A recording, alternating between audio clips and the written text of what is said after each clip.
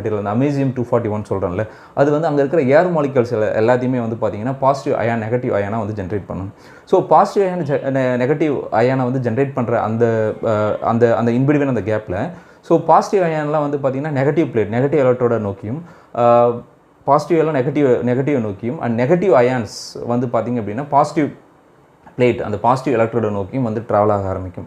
அப்படி ட்ராவல் ஆக ஆரம்பிக்கும் போது ஒரு கம்ப்ளீட் சர்க்யூட், ஏன்னா ஸோ எல்லாமே வந்து ட்ராவல் ஆகும்போது அது பாத் வந்து கம்ப்ளீட் ஆகும். பாத் கம்ப்ளீட் ஆகும்போது அங்கே ஒரு கரண்ட் ஃப்ளோ ஏற்படும். அந்த சர்க்யூட் வந்து கம்ப்ளீட் ஆகும். ஸோ கரண்ட் ஃப்ளோ இருந்துகிட்டே இருக்கும்.